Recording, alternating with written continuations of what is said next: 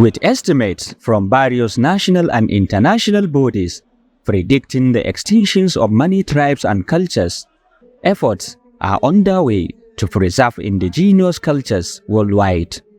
The Fulani culture, despite its long-standing recognition, is not immune to these threats. Urbanization and the shift toward modern lifestyles are challenging its existence as many Fulani individuals migrate to urban centers in search of better opportunities and ways to adapt. Nevertheless, some Fulani communities actively maintain their cultural practices during significant events such as weddings and naming ceremonies. These celebrations serve as a vital means of preserving their rich heritage, allowing them to pass down traditions and customs to future generations. So actually, we do a lot of things to take like measures. We have a lot of measures we take to maintain our cultural heritage. Like during our weddings, we do invite the Fulani ladies and men to come in a traditional attire to come and dance our culture. We use a culture. We even create a cultural day on our weddings. Actually, like Fulani Day, where we will be in our traditional attire, we will bring yogurt, and then we decorate ourselves in our Fulani attire.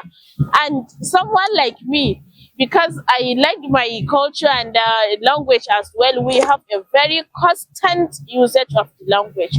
Anywhere you see us, we speak Fulani, we dress in Fulani, and we always identify ourselves as Fulani. Some Fulani individuals actively call upon their community members across nations to come together and explore ways to preserve their culture. These include promoting the use of traditional attires and utensils in everyday life, fostering a sense of identity and continuity within the community. Such efforts aim to reinforce cultural pride and encourage younger generations to embrace their heritage. At times, literacy can affect some cultures. Living cultures is another factor, because once you live your culture, you can enter into different things. So that is why we are always been trying to call our attention of our Fulani everywhere they are to create skill acquisitions, education, adult and non-formal education to develop our peoples in Nigeria.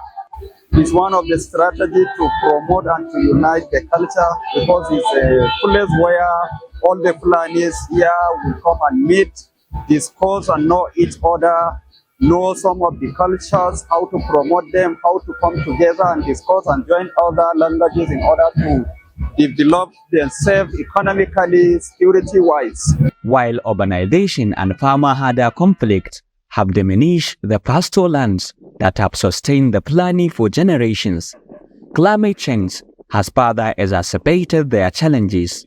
Issues like drought, desertification, and the depletion of natural resources have made it increasingly difficult for the Fulani to uphold their traditional pastoral practices, which depend heavily on access to water sources and abundant grazing lands.